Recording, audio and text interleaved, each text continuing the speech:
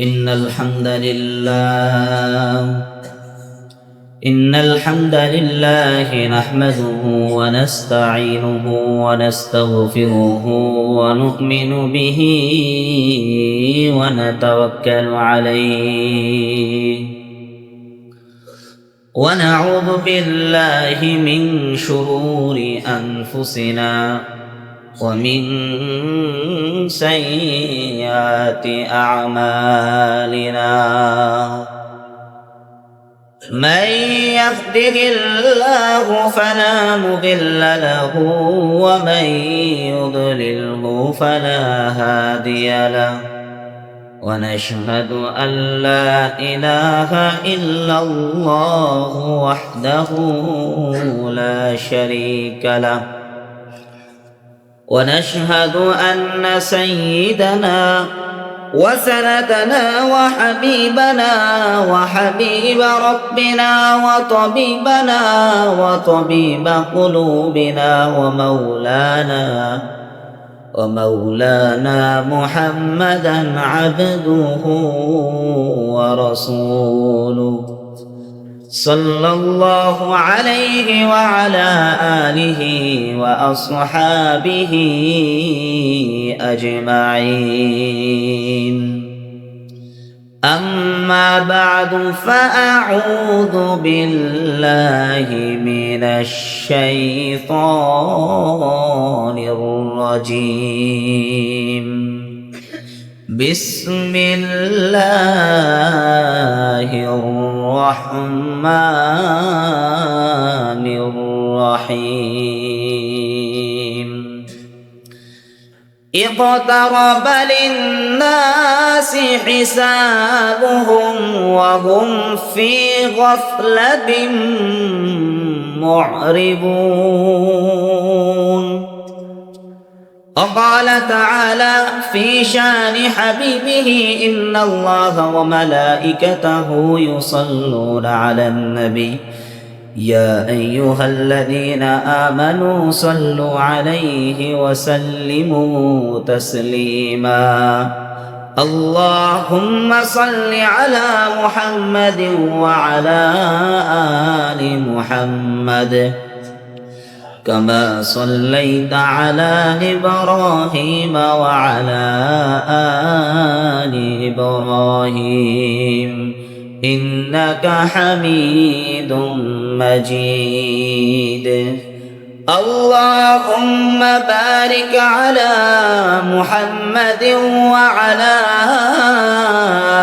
آل محمد كما باركت على إبراهيم وعلى آل إبراهيم إنك حميد مجيد سبحانك لا علم لنا إلا ما علمتنا إنك أنت العليم الحكيم আলহামদুলিল্লাহ আল্লাহ পাক রব্বুল আলামিনের দরবারে লাখো কোটি শুকরিয়া। আল্লাহ পাক রব্বুল আলামিন আমাদেরকে জুমার দিন আল্লাহর ঘর মসজিদে এসে বসার, কোরআন হাদিস থেকে কিছু আলোচনা করার এবং শোনার তৌফিক দান করেছেন। তাই আমরা সকলেই অন্তর থেকে আল্লাহ পাক রব্বুল আলামিনের শুকরিয়া আদায় করি আলহামদুলিল্লাহ। সম্মানিত মুসল্লিয়ানে করম, আমাদের ধারাবাহিক আলোচনা চলতেছিল যে কিয়ামতের আলামত সম্পর্কে। আল্লাহর নবী সাল্লাল্লাহু আলাইহি ওয়াসাল্লাম কিয়ামত ঠিক কবে হবে সেই বিষয়টা বলেননি, তবে কিয়ামতের আগে বেশ কিছু ঘটনা ঘটবে, যে ঘটনাগুলোকে কিয়ামতের নিদর্শন বলা হয়, আলামত বলা হয়। এই আলামত আবার দুই প্রকার, এক হচ্ছে আলামাতুল কুবরা অর্থাৎ বড় বড় নিয়ামত, বড় বড় আলামত, যেই বড় বড় আলামত হলো 10টি, আর দুই নাম্বার হলো আলামাতুস সুগরা অর্থাৎ ছোট ছোট আলামত বা ছোট ছোট নিদর্শন। তো আমাদের বড় বড় নিদর্শন আলামতের আলোচনা শেষ হয়েছে। আমরা কিয়ামতের ছোট ছোট আলামত নিয়ে আলোচনা করতেছি। গত জুমায় আমরা আলোচনা করেছিলাম কিয়ামতের পূর্বে হতাহত অর্থাৎ হত্যাকাণ্ড এটা বেড়ে যাবে, সমাজের মধ্যে ব্যাপক হারে হত্যাকাণ্ড হবে। এমন অবস্থা হবে যে একজন মানুষ আর একজনকে হত্যা করবে, কিন্তু হত্যাকারী নিজেও জানে না যে কেন তিনি হত্যা করছে। আবার যে ব্যক্তি নিহত হবে ওই ব্যক্তিও জানে না যে তাকে কেন হত্যা করা হয়েছে। আল্লাহ নবী সাল্লাল্লাহু আলাইহি ওয়াসাল্লাম বলেন, যখন এই রকম ফিতনা চলবে, এই জিনিসটা ভয়াবহ রূপ ধারণ করবে যে হত্যাকারীও হত্যা করে জুলুম করবে, আর যে নিহত হবে সেও অন্যায়ভাবে হত্যাকারীকে হত্যা করার চেষ্টা করবে। আল্লাহ নবী বলেন, হুমা ফিন নার, তারা উভয়জনই জাহান্নামের মধ্যে যাবে। নাউজুবিল্লাহ বলে। আজকে আমরা আরো বেশ কয়েকটি আলামত সম্পর্কে আলোচনা করব। এই আলামতগুলো আমাদের সমাজের মধ্যে ব্যাপক হারে হচ্ছে। এই আলামতগুলো থেকে আমাদের মূলত শিক্ষা কি?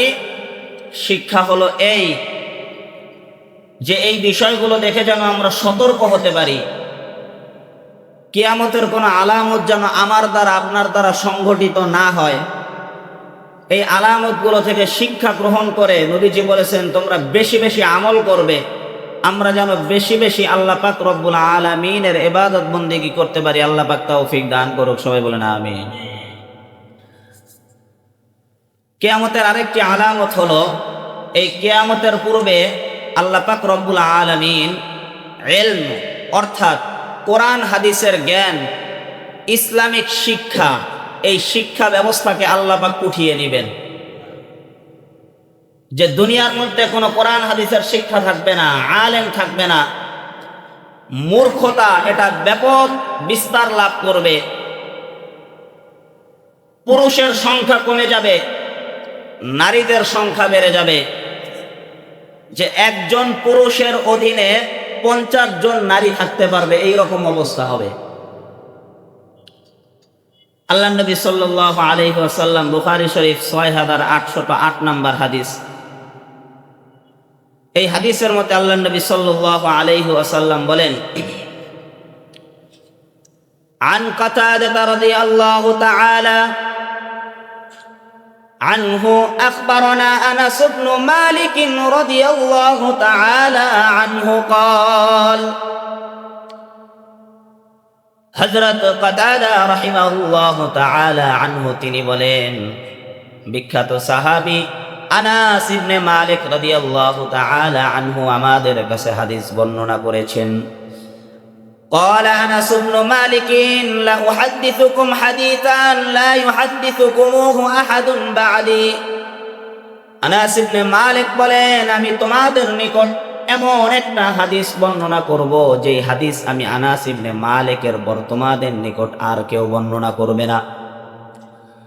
সামিআতু আনিন নবী সাল্লাল্লাহু আলাইহি ওয়াসাল্লাম ইয়াকুল, আনাস ইবনে মালিক বলেন, আমি আল্লাহর নবী বিশ্ব নবী মুহাম্মদুর রাসূলুল্লাহ সাল্লাল্লাহু আলাইহি ওয়াসাল্লামকে বলতে শুনেছি, লা তাকুমুস সাআতু ওয়া ইম্মা ক্বালা মিন আশরাতিস সাআহ। আল্লাহর নবী সাল্লাল্লাহু আলাইহি ওয়াসাল্লাম বলেন, কিয়ামত ততদিন পর্যন্ত সংঘটিত হবে না, অথবা নবীজি বলেছেন কিয়ামতের পূর্বে যেই সকল আলামত নিদর্শনগুলি প্রকাশ পাবে, সেই আলামতগুলোর কয়েকটি আলামত হলো এই, আইয়ুরফাল ইলমু, আল্লাহ পাক রব্বুল আলামিন ইলমকে দুনিয়া থেকে উঠিয়ে নিয়ে যাবে। সমাজের মধ্যে কোরআন হাদিসের জ্ঞান থাকবে না। ওয়ায়াযহারুল জাহলু, চারদিকে মূর্খতা বিস্তার লাভ করবে। মূর্খ মানুষের সমাজ পড়ে যাবে, শিক্ষিত মানুষ আস্তে আস্তে সমাজ থেকে বিলুপ্ত হয়ে যাবে। ওয়ায়ুশরাবুল খামরু, 3 নম্বর নবীজি বলতেছেন ব্যাপক হারে মদ পান করা হবে। 4 নম্বর নবীজি বলতেছেন ওয়ায়াযহারুজ জিনা, সমাজের মধ্যে জিনা ব্যভিচার এটা বিস্তার লাভ করবে। ও দুনিয়ার মুসলমান, আজকে সমাজের অবস্থা হলো এই, যেই দিকেই তাকাই জেনা ব্যভিচারের সয়লাভ আমাদের সমাজের মধ্যে আছে না নাই? আল্লাহ নবী জানাই দিলেন কিয়ামতের পূর্বে জেনা ব্যভিচার এটা ব্যাপক ধারণ করবে।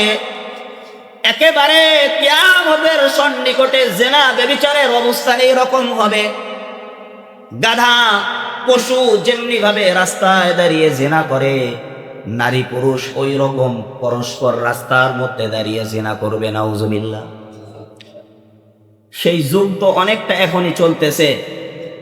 বর্তমান তথাকথিত আপনি গুলশান, বনানী, লেক পার্ক, তারপরে হাতির ঝিল, বিভিন্ন পার্ক, এরপরে জিয়া উদ্যান বলেন, ঢাকা চিড়িয়াখানার পাশে জানি কি আছে, বোটানিক্যাল গার্ডেন, এই সমস্ত জায়গার অবস্থা আমার চাইতে আপনাদের ভালো জানা আছে, ঠিক কিনা বলেন? সেখানে ওপেন জেনা ব্যভিচার হচ্ছে। কুকুর যেমনি ভাবে রাস্তায় দাঁড়িয়ে তার কোনো লাশ শরম নাই, আজকে আমাদের মুসলিম সমাজের অবস্থা হলো এই রকম। আমাদের সমাজের সন্তানেরা, আমার সন্তান, আপনার সন্তান, আজকে ফ্রি মিক্সিং আধুনিকতার নামে তারা আজকে প্রকাশ্যে এইরকম জেনা ব্যভিচার করতেছে, ঠিক কিনা বলেন? মুহতারাম হাজিরিন, আজকে আমাদের সমাজের মধ্যে এমনও বাবা মা পাওয়া যায়, অত্যন্ত দুঃখের সাথে বলতে হয়, মা পর্দা করে, নানি পর্দা করে, দাদি পর্দা করে, কিন্তু নিজের মেয়ে, নিজের পুত্রবধূ তারা পর্দা করে না, ঠিক কিনা বলেন? আছে না নাই? আপনি পর্দা করবেন, 5 ওয়াক্ত নামাজ পড়বেন, আপনার মেয়ে পর্দা করবে না, জিনা করবে, ব্যভিচার করবে, আর আপনি জান্নাতে চলে যাবেন? না, এত সহজ না। যারা এই সমাজের মধ্যে, মনে রাখবেন আল্লাহর নবী বলেন এক শ্রেণীর মানুষ আছে যাদেরকে হাদিসের ভাষায় দাইয়ুস বলা হয়। কি বলা হয়? দাইয়ুস। কি বলা হয়? এই দাইয়ুস আল্লাহর জান্নাতে প্রবেশ করবে না, বলেন নাউজুবিল্লাহ। দাইয়ুসকে আল্লাহর নবী সাল্লাল্লাহু আলাইহি ওয়াসাল্লাম বলেন, দাইয়ুস হলো এই সমাজের মধ্যে যেই সকল পুরুষ অভিভাবক আছে, ভালো করে মনে রাখবেন, যারা তার অধীনস্থ নিজের স্ত্রী, নিজের মা, নিজের মেয়ে, নিজের বোন, তারা অশ্লীলভাবে চলাফেরা করে, বেপর্দায় চলাফেরা করে, বেহায়াপনা তারা প্রকাশ করে বেড়ায়, আর ওই বাবা মা তাদেরকে শাসন করে না, এই রকম পুরুষ যারা আছে, অর্থাৎ যেই পুরুষের মেয়ে, স্ত্রী তারা বেপর্দায় বেদিন ভাবে চলাফেরা করে, অথচ ওই পুরুষের কোনো মাথা ব্যথা নাই, তাকে কোনো শাসন করে না, আল্লাহর নবী বলেন একে দুনিয়ার মধ্যে দাইয়ুস বলা হয়, আর এই দাইয়ুস কাল কিয়ামতের ময়দানে জান্নাতে প্রবেশ করবে না। নাউজুবিল্লাহ বলেন। তাহলে চিন্তা করেন, আমি আপনি নামাজ পড়লাম কিন্তু আমার পরিবার নামাজ পড়ে না। অনেক মানুষ আছে, অনেক ভালো ভালো পরিবার আছে, নিজে মাশাআল্লাহ নামাজ পড়ে, নিজের বৃদ্ধা স্ত্রী সেও পর্দা করে, কিন্তু নিজের যুবতী মেয়ে, নিজের স্ত্রী তারা পর্দা করে না, বেগানা পুরুষের সামনে এরকম হেঁটে বেড়ায়, ঠিক কিনা বলেন? আল্লাহ নবী সাল্লাল্লাহু আলাইহি ওয়াসাল্লাম বললেন কিয়ামতের পূর্বে এই যে জেনা ব্যভিচার এটা ব্যাপকতা লাভ করবে। এবার আল্লাহর নবী বলতেছেন ওয়ায়াকিল্লুর রিজালু ওয়ায়াকতারুন নিসাউ হাত্তা ইয়াকুনা লিল খামিসিনা ইমরাআতান আল কাইয়িমুল ওয়াহিদ। আল্লাহর নবী বলেন পুরুষের সংখ্যা কমে যাবে, নারীদের সংখ্যা বেড়ে যাবে। কেমন বাড়বে? যে একজন পুরুষের অধীনে 50 জন নারী থাকবে, এরপরেও নারী তারা পুরুষ ঠিক মতো পাবে না। এর কয়েকটা ব্যাখ্যা হলো, 1 নাম্বার হলো নারীদের সংখ্যা এত বেড়ে যাবে যে গণনার দিক থেকে পুরুষের তুলনায় নারীর সংখ্যা বেশি থাকবে। 2 নাম্বার, একজন পুরুষের অধীনে তার পরিবারের অনেক নারীর দায়িত্ব থাকবে। আজকে সমাজের মধ্যে একাধিক বিবাহকে এটা নিয়ে কটূক্তি করা হয়।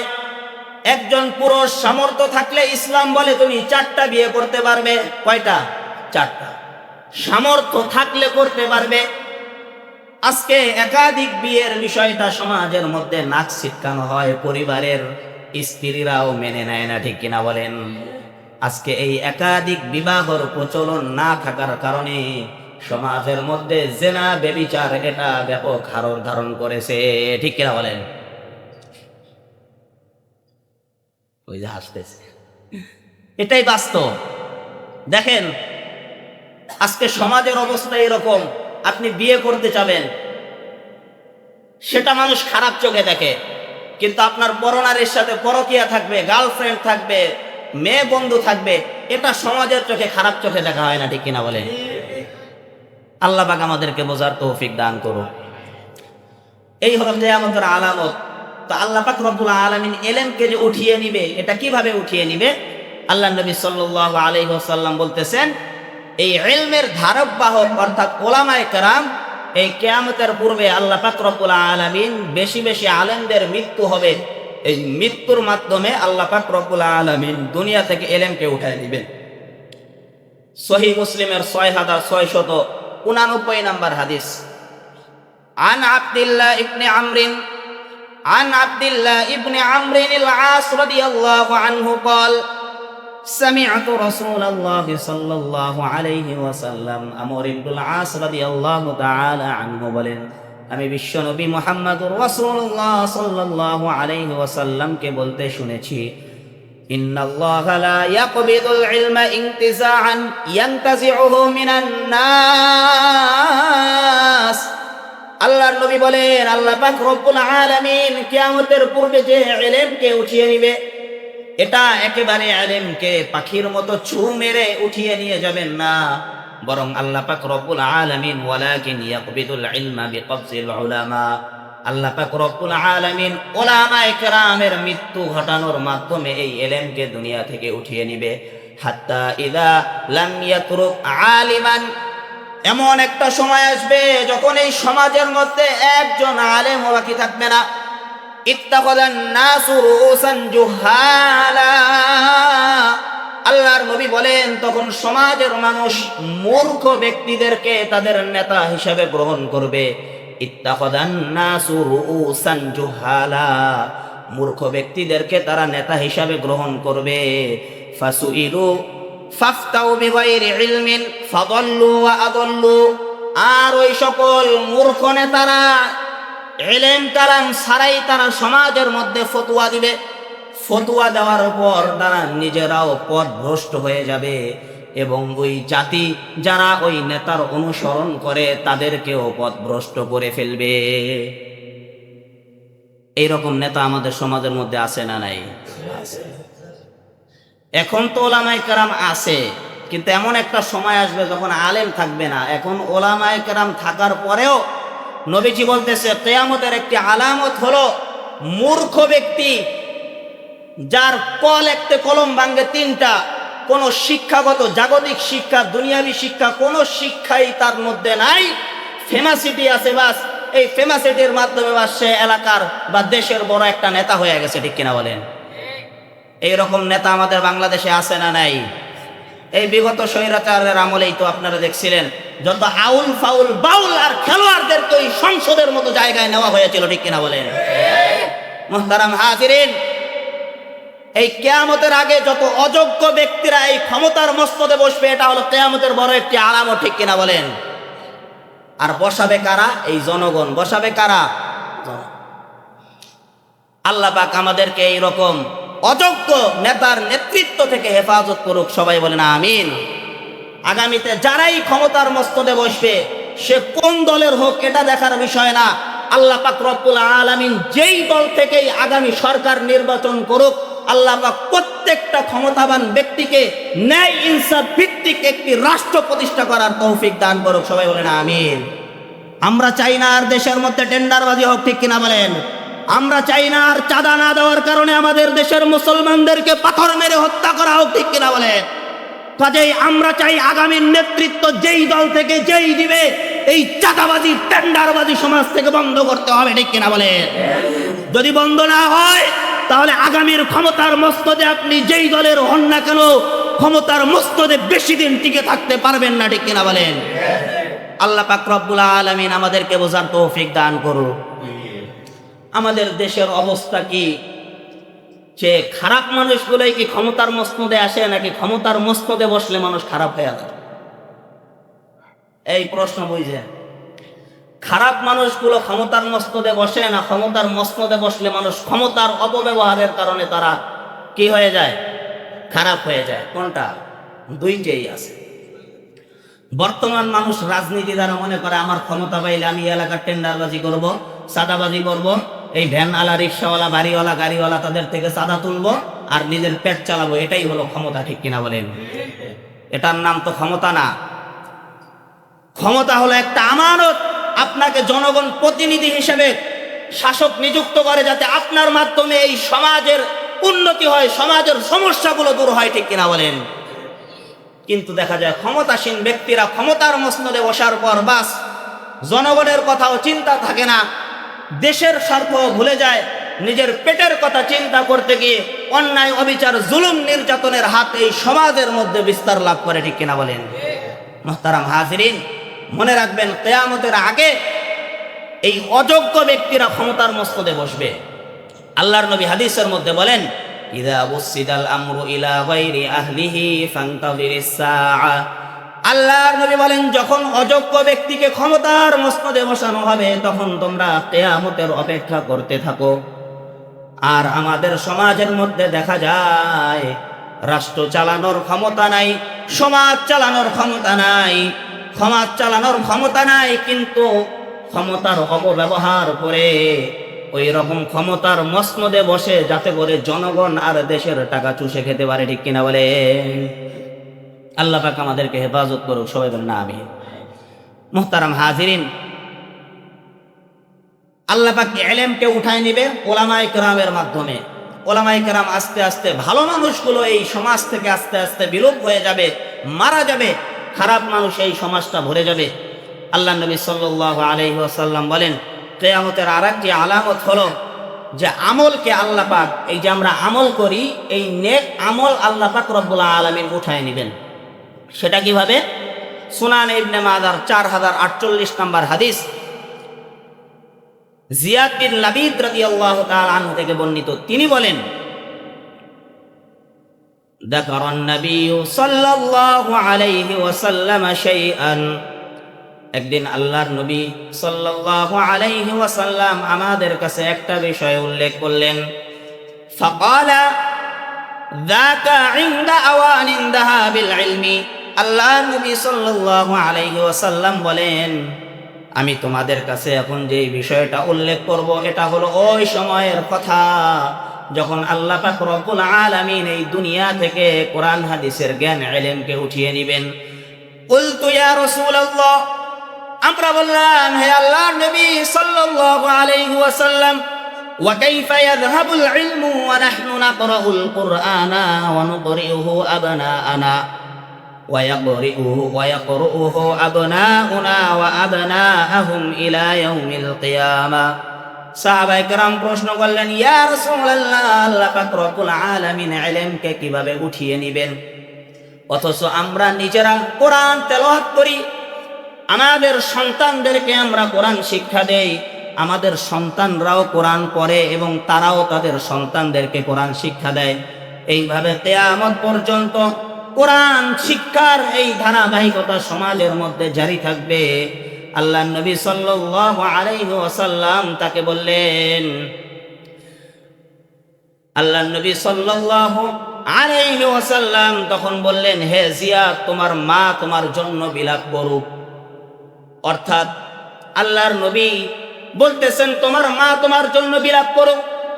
আমি তো মনে করেছিলাম এই মদিনার মধ্যে তুমি একজন জ্ঞানী মানুষ, বিচক্ষণ মানুষ। তখন আল্লাহর নবী সাল্লাল্লাহু আলাইহি ওয়াসাল্লাম বলতেছেন, আওয়ালাইসা হাযিহিল ইয়াহুদ ওয়ান নাসারা ইয়াকরাউনা আত-তাওরাতা ওয়াল ইনজিলা লা ইয়া'মালুনা বিশাইইন মিম্মা ফীহিমা। আল্লাহর নবী সাল্লাল্লাহু আলাইহি ওয়াসাল্লাম বললেন, হে জিয়াদ, ইহুদি খ্রিস্টান তারা কি তাওরাত এবং ইনজিল শরীফ পড়ে না? তারা তো তাওরাত ও তেলাওয়াত করে, ইনজিল ও তেলাওয়াত করে, কিন্তু তেলাওয়াত করার পরেও তারা এই তাওরাত এবং ইনজিলের মধ্যে আল্লাহ পাক রব্বুল আলামিন যেই সকল বিষয়গুলো নাজিল করেছেন এই সকল বিষয়ের উপর তারা আমল করে না। সুতরাং কিয়ামতের আগে এমন একটা সময় আসবে, মানুষ কোরআন পড়বে, কোরআন তেলাওয়াত করবে, কোরআন অনুযায়ী মানুষ কথা শুনবে, কোরআনের বয়ান হবে, মেম্বার থেকে আলোচনা হবে, মাহফিল থেকে আলোচনা হবে, কিন্তু ওইটা শোনা পর্যন্তই সীমাবদ্ধ থাকবে, ওই অনুযায়ী মানুষ আমল করবে না। আর এই সময়টা হবে কিয়ামতের আগে। বর্তমান সমাজের কথা চিন্তা করলেও দেখবেন সমাজে মাহফিলের অভাব নাই। প্রত্যেকটা গলিতে গলিতে শীতের দিনে মাহফিল হয়, জুমার দিন মসজিদের মধ্যে বয়ান হয়, এরপরেও মানুষ কোরআন অনুযায়ী যতটুকু শোনে ততটুকু আমল করে না। ঠিক কিনা বলেন? আমল করে? যদি আমল করত তাহলে জুমার দিন যেমন 6 তালা ভরে রাস্তা ভরে যায়, 5 ওয়াক্ত নামাজেও এইরকম মসজিদ ভরে রাস্তা ভরে যেত। ঠিক কিনা বলে?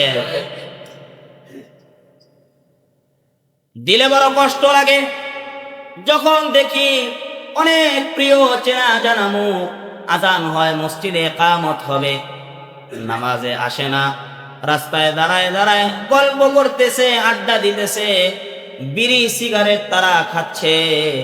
এই বিষয়গুলো যখন দেখি তখন তার জন্য দিলের মধ্যে বড় কষ্ট হয়। ঠিক কিনা বলেন? এদেরকে বোঝার তৌফিক দান করুক, যতটুকু শুনি ততটুকু আমল করার তৌফিক দান করুক। সবাই বলেন আমিন। কিয়ামতের আরেকটি আলামত হলো কিয়ামতের আগে মিথ্যা সাক্ষী বেড়ে যাবে। মানুষ একজন আরেকজনের নামে ব্যাপক হারে মিথ্যা সাক্ষী দিতে থাকবে। এটা হলো কিয়ামতের বড় একটি আলামত। আল্লাহ নবী সাল্লাল্লাহু আলাইহি ওয়াসাল্লাম বলেন, ইন্না বাইনা ইয়াদাই সাআতি তাসলিমাল খাসসা। আল্লাহ নবী বলেন কিয়ামতের আগে মানুষ শুধুমাত্র বিশেষ ব্যক্তি, তার চিনা ব্যক্তিদেরকে সালাম দিবে। আজকেও আমাদের সমাজের মধ্যে তাকালে দেখা যায় অপরিচিত মানুষকে মানুষ সালাম দিতে চায় না, যাদেরকে চিনে তাদেরকেই সালাম দেয়। আর আল্লাহর নবী বলতেছেন কিয়ামতের আগে মানুষের অবস্থা হবে এই রকম, মানুষ শুধুমাত্র চিনা জানা মানুষ ব্যতীত অপরিচিত মানুষকে সালাম দিবে না। অথচ হাদিসের মধ্যে আছে তুমি সালাম করো ওই ব্যক্তিকে যাকে তুমি চিনো অথবা যাকে তুমি চিনো না, উভয়কেই তুমি সালাম করো। আফসুস সালাম বাইনাকুম। নবীজি বলেন তোমরা পরস্পরের মধ্যে সালামের এটা প্রচার প্রসার করো, ব্যাপকভাবে সালাম দাও। কারণ মানুষ যখন একজন আরেকজনকে সালাম দেয় আল্লাহ পাক রব্বুল আলামিন তাদের পরস্পরের মধ্যে মহাব্বত বাড়ায় দেন। সুবহানাল্লাহ। আল্লাহ নবী বলতেছেন কিয়ামতের আলামত হলো পরিচিত মানুষদেরকে মানুষ সালাম দিবে। এবার নবীজি বলতেছেন ওয়াফুশুওয়াত তিজারা হাত্তা তুঈনাল মারআতু যাওজাহা আলা তিজারা। আল্লাহ নবী বলতেছেন এই কিয়ামতের আগে ব্যবসা বাণিজ্য এটা ব্যাপক হয়ে যাবে, এমনকি স্ত্রী তুঈনুল মারআতু যাওজাহা আলা তিজারাতি, এই ব্যবসার কাজে প্রত্যেকটা ব্যবসায়ীর স্ত্রী ওই স্বামীকে সহযোগিতা করবে। এই অবস্থা আমাদের সমাজে এখন আছে না নাই? স্ত্রী সহযোগিতা করে না? এটাও কিয়ামতের একটি আলামত যে সাংসারিক কাজকর্ম ফেলে রেখে ব্যবসায়িক কাজে স্বামীকে স্ত্রী সহযোগিতা করবে। কিয়ামতের আগে ব্যাপক হারে ব্যবসা বাণিজ্য বেড়ে যাবে। বর্তমানে দেখবেন মানুষ কিন্তু চাকরির তুলনায় ব্যবসা বাণিজ্য বেশি করে। ঠিক কিনা বলেন? এটাও কিয়ামতের একটি আলামত। এরপরে আল্লাহ নবী বলতেছেন ওয়াকাতুল আরহাম। কিয়ামতের আরেকটি আলামত হলো আত্মীয়তার সম্পর্ক একজন আরেকজনের সাথে ছিন্ন করবে। এটা আমাদের মধ্যে আছে না নাই? কম না বেশি? দেখেন আত্মীয়তার সম্পর্ক রক্ষা করা এটা যে কত গুরুত্বপূর্ণ একটি ইবাদত, অথচ আমাদের সমাজের মধ্যে দেখা যায় ভাই বোন, চাচা ভাতিজা, বাবা মা, ছেলে সন্তান, স্বামী স্ত্রী, সামান্য বিষয় নিয়ে কথা কাটাকাটি হওয়ার পর ঝগড়া লেগে তোর সাথে আজকে থেকে আমার কোনো সম্পর্ক নাই, এইরকম সম্পর্ক ছিন্ন করে ফেলে। ঠিক কিনা বলেন? মুহতারাম হাজিরিন, নবীজি হাদিসের মধ্যে বলেন, লা ইয়াদখুলুল জান্নাতা কাতিউন, যারা আত্মীয়তার সম্পর্ক ছিন্ন করবে আল্লাহ পাক রব্বুল আলামিন তাদেরকে জান্নাতে প্রবেশ করাইবে না। নাউজুবিল্লাহ বলেন। হাদিসের মধ্যে আছে যে কোনো মুসলমান আরেক মুসলমানের সাথে রাগ করে 3 দিনের বেশি কথা বলা এটা জায়েজ নাই। কোন মুসলমান যদি আরেক মুসলমানের উপর রাগ করে সর্বোচ্চ 3 দিন অভিমান করা যাবে। কয় দিন? 3 দিন। অভিমানকেও ইসলাম প্রাধান্য দেয় যে তুমি রাগ করছো, অভিমান করো 3 দিন, কিন্তু 3 দিনের পরও যদি তুমি অভিমান করে কথা না বলো, তাহলে যতক্ষণ কথা না বলবে ততক্ষণ তোমার জন্য এটা জায়েজ হবে না, কবিরা গুনাহ হতে থাকবে। নাউজুবিল্লাহ বলেন।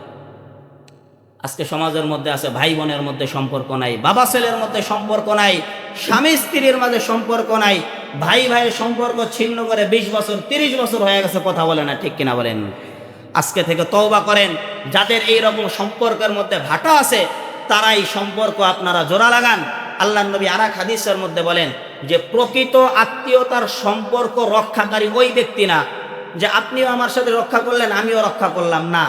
নবীজি এটা তো আছেই। নবীজি বলতেছে যে কেউ যদি তোমার সাথে সম্পর্ক ছিন্ন করতে চায় আর ওই অবস্থায় তুমি যদি জোর করে তার সাথে সম্পর্ককে অটুট রাখো, তাহলে আল্লাহর কাছে এই ব্যক্তি প্রকৃত আত্মীয়তার সম্পর্ক রক্ষাকারী হিসেবে গণ্য হবে। সুবহানাল্লাহ। আত্মীয়তার সম্পর্ক রক্ষা করলে কি হয়? নবীজি বলেন কোন ব্যক্তি যদি, বুখারী শরীফের হাদিস, কোন ব্যক্তি যদি চায় আমি আল্লাহ তার হায়াতকে বাড়ায় দেই, তার রিজিকের মধ্যে আমি আল্লাহ বরকত দেই, তাহলে ওই ব্যক্তি যেন আত্মীয়তার সম্পর্ক রক্ষা করে। সুবহানাল্লাহ। আত্মীয়তার সম্পর্ক যত বেশি রক্ষা করবেন আল্লাহ পাক রব্বুল আলামিন আপনার রিজিকের মধ্যে তত বেশি বরকত দান করবেন, আপনার হায়াতের মধ্যে বরকত দান করবেন। সুবহানাল্লাহ।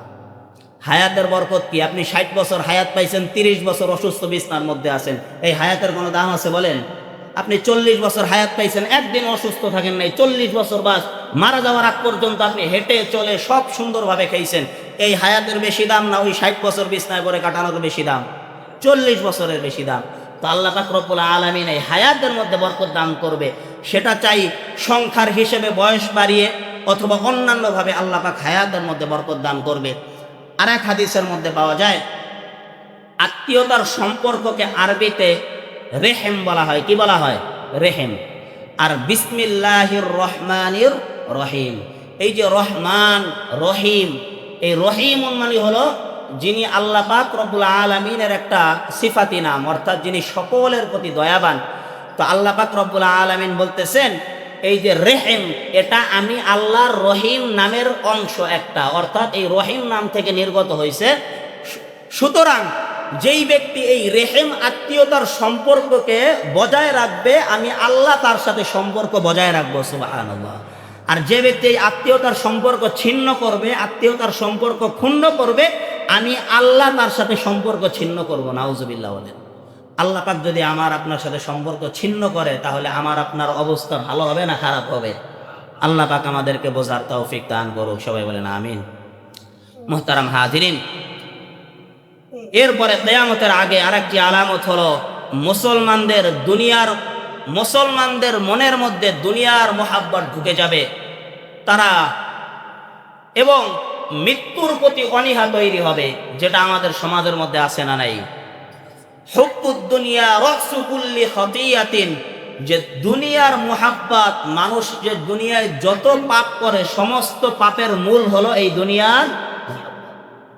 আল্লাহ নবী বলতেছেন এই কিয়ামতের একটি আলামত হলো, এই কিয়ামতের আগে আল্লাহ পাক রব্বুল আলামিন বলতেছেন নবীজি সাল্লাল্লাহু আলাইহি ওয়াসাল্লাম যে মানুষের মধ্যে দুনিয়ার মোহাব্বত ঢুকে যাবে আর মৃত্যুবরণ করতে চাইবে না মানুষ, মৃত্যু সম্পর্কে অনীহা হয়ে যাবে। কিন্তু একজন ইমানদার সে কখনো মরণকে ভয় পায় না, ঠিক কিনা বলে? কারণ কি? সে জানে আমি মারা যাইতে দেরি আছে, আল্লাহ পাক রব্বুল আলামিনের পক্ষ থেকে জান্নাতের নেয়ামত ভোগ করা দেরি হবে। আল্লাহ নবী সাল্লাল্লাহু আলাইহি ওয়াসাল্লাম বলেন ইউশিকুল উমামু আন তাদাআ আলাইকুম কামা তাদাআল আকলাতু ইলা বাসআতিহা। আল্লাহ নবী সাল্লাল্লাহু আলাইহি ওয়াসাল্লাম বলেন মানুষ খাবারের দস্তরখানের চারপাশে যেমন একত্রিত হয়, এমন একটা সময় আসবে ইহুদি খ্রিস্টান তারা পরস্পরে এরকম একত্রিত হতে থাকবে। ফাকালা কাইলুন ওয়া মিন কিল্লাতি নাহনু ইয়াওমাইযিন, এক সাহাবী দাঁড়িয়ে জিজ্ঞাসা করলেন, ইয়া রাসূলুল্লাহ, তখন কি আমরা সংখ্যায় কম হব কিনা? আল্লাহর নবী সাল্লাল্লাহু আলাইহি ওয়াসাল্লাম বললেন, বাল আনতুম ইয়াওমাইযিন কাসীরুন ওয়ালাকিন্নাকুম গুসাউ কাগুসাইস সাইলি। আল্লাহর নবী বললেন, মুসলমান তোমরা সংখ্যায় কম হবে না, বরং তোমরা সংখ্যায় অধিক হবে। কিন্তু সংখ্যায় অধিক হওয়ার পরেও আল্লাহর নবী বলতেছেন, কিন্তু তোমরা প্লাবনের স্রোতে ভেসে যাওয়া আবর্জনার মতো হবে। অর্থাৎ মুসলমান নামে মুসলমান সংখ্যায় অনেক বেশি থাকবে, কিন্তু ধানের মধ্যে, চিটার মধ্যে, নদীর স্রোতের মধ্যে যেমনি ভাবে ময়লা আবর্জনার কোনো দাম নাই, নদীর স্রোত যেমনি ভাবে ময়লা আবর্জনাকে ভাসিয়ে নিয়ে যায়, আল্লাহর নবী বলতেছেন তোমরা সংখ্যায় বেশি হওয়ার পরেও তোমরা ওই ময়লা আবর্জনার মতো হবে। ময়লা আবর্জনার মতো কেন হবে? যে সংখ্যায় বেশি হওয়ার পরেও তোমাদের ওই ময়লার যেমন কোনো দাম নাই, মুসলমান তোমাদেরও কোনো দাম থাকবে না। তখন কি হবে? আল্লাহর নবী বলতেছেন, ওয়ালা ইয়াকযিফুন্নাল্লাহু ফি কুলুবিকুমুল ওয়াহান, ওই অবস্থায় আল্লাহ পাক রব্বুল আলামিন মুসলমানদের অন্তরের মধ্যে ওয়াহান সৃষ্টি করে দিবেন। ফাকালা কাইলুন ইয়া রাসূলুল্লাহ, এক সাহাবী প্রশ্ন করলেন, ইয়া রাসূলুল্লাহ ওয়ামাল ওয়াহনু, ওয়াহান আবার কি জিনিস? আল্লাহর নবী বললেন, হুব্বুদ দুনিয়া ওয়া কারাহিয়াতুল মাউত। আল্লাহর নবী বললেন, ওয়াহান হলো দুনিয়ার প্রতি মুহাব্বত। আল্লাহ পাক মানুষের হৃদয়ের মধ্যে দুনিয়ার প্রতি মুহাব্বত সৃষ্টি করে দিবেন। ওয়া কারাহিয়াতুল মাউত, এবং মৃত্যুর ব্যাপারে না আল্লাহ পাক মানুষের অন্তরের মধ্যে অনীহা সৃষ্টি করে দিবেন। এই অবস্থা যখন সমাজের মধ্যে হবে, আল্লাহর নবী সাল্লাল্লাহু আলাইহি ওয়াসাল্লাম বলেন, এই অবস্থা যখন মুসলমানদের হবে, তখন চিন্তা করতে থাকবে যে কিয়ামত আর বেশি দেরি নয়। মুহতারাম হাজিরিন, এই যে কিয়ামতের আলামত, নামে মুসলমান থাকবে কিন্তু কাজে কোনো মুসলমান থাকবে না। আল্লাহ পাক রব্বুল আলামিন আমাদেরকে খাঁটি মুসলমান হওয়ার তৌফিক দান করুক, সবাই বলেন আমিন। এরপরে নবীজি বলতেছেন, কিয়ামতের আরেকটি আলামত হলো অশ্লীলতা, বেহায়াপনা। এটা সমাজের মধ্যে ব্যাপকতা লাভ করবে, ব্যাপক হারে অশ্লীলতা বেড়ে যাবে। আল্লাহ নবী সাল্লাল্লাহু আলাইহি ওয়াসাল্লাম হাদিসের মধ্যে বলতেছেন যে কিয়ামতের পূর্বে এই সমাজের মধ্যে অশ্লীলতা বেড়ে যাবে, বেহায়াপনা বেড়ে যাবে। আজকে আমাদের এই মুসলিম সমাজের মধ্যে চললে দেখা যায়, ইহুদি খ্রিস্টানদের কথা বলার দরকার নাই, আমাদের মুসলিম মা বোন মেয়েরা তারা এমনভাবে চলাফেরা করে যেটা কোনো মুসলমান মুসলিম নারীর পক্ষে চলা সম্ভব না, ঠিক কিনা বলেন? এমনভাবে চলতেছে। আল্লাহ নবী হাদিসের মধ্যে বলেন, কাসিয়াতিন আরিয়াত, যে এমন একটা সময় আসবে নারীরা এমনভাবে পোশাক পরবে যে পোশাক পরিহিত অবস্থায় নারীদেরকে দেখে উলঙ্গ মনে হবে। অর্থাৎ পোশাকের উপর দিয়েও নারীদের দিকে তাকাইলে মনে হবে তার ভিতরের সমস্ত কিছু কাপড়ের উপর থেকে বোঝা যায়। আজকে আমাদের সমাজের নারীরা এই সমস্ত পোশাক পরে কিনা বলেন? শর্ট প্যান্ট, জামা, থ্রি পিস পরে রাস্তায় বের হয়, মাথার মধ্যে কোনো কাপড় থাকে না, বুকের মধ্যে কোনো ওড়না থাকে না। আবার এইগুলো বলতে গেলে তারা নারীদের সম অধিকারের নামে তারা স্লোগান দেয়, ঠিক কিনা বলেন? আজকে পর্দার কথা বললে আমরা নামাজ পড়া ফরজ বুঝি, কিন্তু পর্দা করাও ফরজ, এই বিষয়টা আমরা মানতে চাই না। আজকে যদি বলি পর্দা করেন, তাহলে নারীরা স্লোগান দেয় আমাদের নারীদের অধিকার ক্ষুণ্ণ করা হচ্ছে, আমাদেরকে ঘরের মধ্যে প্যাকেট করে রাখা হচ্ছে, আমরা সমান অধিকার চাই, এই স্লোগান আজকে নারীরা দেয়, ঠিক কিনা বলেন? যেই জিনিস যত দামি তার সিকিউরিটি তত হাই হয়, ঠিক কিনা বলেন? আপনি ময়লা, আমরা যখন কি করি, টাকা পয়সা, স্বর্ণ গয়না যখন এটা কি বাইরে রাখি না আলমারির ভিতরে সিন্দুকের মধ্যে রাখি? কোথায় রাখি? আলমারির সিন্দুকের মধ্যে রাখি। এখন স্বর্ণ রূপা অলংকার যদি সিন্দুকের মধ্যে রাখার কারণে যদি বলা হয় স্বর্ণ রূপার অবমাননা করা হচ্ছে, অন্যান্য আসবাবপত্র যেমন ছড়িয়ে ছিটিয়ে রাখা হয়, স্বর্ণ রূপাও এইরকম ছড়িয়ে ছিটিয়ে রাখা হোক, এটা যুক্তিসঙ্গত কথা নয়। বরং স্বর্ণ রূপা অলংকার এইগুলো আলমারির মধ্যে, সিন্দুকের মধ্যে রাখার কারণ হলো এটা মূল্যবান জিনিস, তার সেফটির কারণে তাকে এইরকম হাই সিকিউরিটি দেওয়া হয়, ঠিক কিনা বলেন? ঠিক তেমনি ভাবে এই নারীদেরকে আল্লাহ পাক রব্বুল আলামিন সম্মান দিয়েছেন, তাদেরকেও বলতেছেন তোমরা পর্দা করো, তোমাদের অধিকার রক্ষা করো। তোমরা হলো মূল্যবান জিনিস। মূল্যবান জিনিস যেমনি ভাবে তারা এই রকম সিন্দুকের মধ্যে বন্দি করে রাখা হয়, সিন্দুকের মধ্যে আটকে রাখা হয়, নারী তোমরা তোমার সৌন্দর্যকে এই রকম যদি পর্দার মধ্যে আবৃত করে রাখতে পারো, আমি আল্লাহ পাক তোমাদেরকে জান্নাতের ঘোষণা দিয়ে দিলাম। সুবহানাল্লাহ। মুহতারাম হাজিরিন, আজকে আমাদের নারী সমাজের কথা কি বলবো? বয়ানের শুরুতেই বললাম যে আজকে মা বোনদের অবস্থা এরকম। অনেক পুরুষ মানুষ আমরা আছি, নামাজ পড়ি, ইবাদত বন্দি কোনো কিছু কম নাই, আলহামদুলিল্লাহ সব করে, কিন্তু নিজের ঘরের মহিলাদের পর্দার ব্যাপারে তারা এই রকম গুরুত্ব দেয় না। ঠিক কিনা বলেন? আজকে কয়টা ঘরের মধ্যে পর্দার বিধান আছে? আপনার নামাজ পড়া যেমন ফরজ, পর্দা করা কি ফরজ? পর্দা করা কি ফরজ? কিন্তু এই বিষয়টা আমরা বুঝতে চাই না। আল্লাহ পাক আমাদেরকে বোঝার তৌফিক দান করুন। বর্তমান আমাদের সমাজের মা বোনদের চলাফেরার অবস্থা এইরকম যে রাস্তার বৃদ্ধ মানুষও তার দিকে খারাপ দৃষ্টিকে তাকায় থাকতে বাধ্য হয়। ঠিক কিনা বলেন? আজকে এই যে এত ইফতিজিং, এত বেহায়াপনা, এত খারাপ কিছুর প্রধান মূল একটা কারণ হলো এই নারীরা বেপর্দায় চলাফেরা করা। ঠিক কিনা বলেন? আর কিয়ামতের আগে এই বেহায়াপনা, অশ্লীলতা এগুলো বেড়ে যাবে। নামে মাত্র ইসলাম থাকবে, কিন্তু কাজের মধ্যে ইসলাম থাকবে না। আজকে আমাদের সমাজের মধ্যে এইরকম হচ্ছে। ঠিক কিনা বলেন? আল্লাহ পাক রব্বুল আলামিন আমাদের প্রত্যেকটা মা বোনকে খাঁটি পদ্মাশীল হওয়ার তৌফিক দান করুক। সবাই বলেন আমিন। মুহতারাম হাজিরিন, আল্লাহ নবী সাল্লাল্লাহু আলাইহি ওয়াসাল্লাম হাদিসের মধ্যে বলতেছেন যে কিয়ামতের আগে যারা আমানতদার তাদেরকে খেয়ানতদার অর্থাৎ অবিশ্বাস করা হবে, আর যারা খেয়ানতদার আমানতের রক্ষা করে না এই সমস্ত ব্যক্তিদেরকে আমানতদার মনে করা হবে। অর্থাৎ একটা ধোঁকার জামানা চলবে, যেই জামানায় আমানতদার ব্যক্তিদেরকে তারা সত্যবাদী মনে করবে না, আর মিথ্যাবাদী যারা ধোঁকা দেয় তাদেরকে মানুষ আমানতদার মনে করবে। এই রকম সমাজ ব্যবস্থা আমাদের সমাজে বর্তমান চলতেছে। ঠিক কিনা বলেন? যে যত সুন্দর করে মিথ্যা কথা আপনার সামনে রসকস দিয়ে উপস্থাপন করতে পারে, মানুষ তাকে তত বেশি বিশ্বাস করে। ঠিক কিনা বলেন? আর সত্য কথা মানুষ হালকাভাবে বললে সেই কথাটা মানুষ কি করতে চায় না? বিশ্বাস করতে চায় না। নবীজি বলতেছেন এটাও কিয়ামতের বড় একটি আলামত। আর একটা আলামতের কথা নবীজি বলতেছেন যে কিয়ামতের আর একটি আলামত হলো যে সমাজের সম্মানিত এবং শীর্ষস্থানীয় লোক, এই সমস্ত ব্যক্তিদের কি অবস্থা হবে? আল্লাহ নবী সাল্লাল্লাহু আলাইহি ওয়াসাল্লাম বলতেছেন সমাজের নেতৃস্থানীয় সম্মানিত মর্যাদাশীল ব্যক্তিরা তারা আস্তে আস্তে মারা যাবে, ভালো মানুষগুলো মারা যাবে। আর সমাজের নিম্ন শ্রেণীর যেই মানুষগুলো আছে এই মানুষগুলো তারা কি করবে? তাদের প্রকাশ পাবে। দেখবেন নিম্ন শ্রেণীর মানুষের সয়লাভ হবে, তাদের প্রকাশ পাবে। নবীজি আর একটা হাদিসের মধ্যে বলেন কিয়ামতের আর একটা আলামত হলো যে সমাজের নিম্ন শ্রেণীর মানুষ, অশিক্ষিত মূর্খ মানুষ, তারা এই রকম বড় বড় সিদ্ধান্ত দিতে থাকবে। এই রকম অবস্থা আমাদের সমাজে আছে না নাই বলেন? যে যত বড় মূর্খ সে তত বড় পণ্ডিত, সে তত বড় পণ্ডিত। এই সমাজে আছে না নাই বলেন? আছে।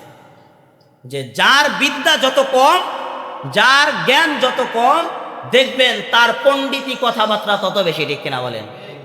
মূর্খ লোক তারা নেতৃস্থানীয় ব্যক্তিদের, সম্মানিত ব্যক্তিদের জায়গাগুলো দখল করার চেষ্টা করবে। এটা কিয়ামতের বড় একটি আলামত। এই অবস্থা আজকে আমাদের সমাজের মধ্যে চলতেছে। ঠিক কিনা বলেন?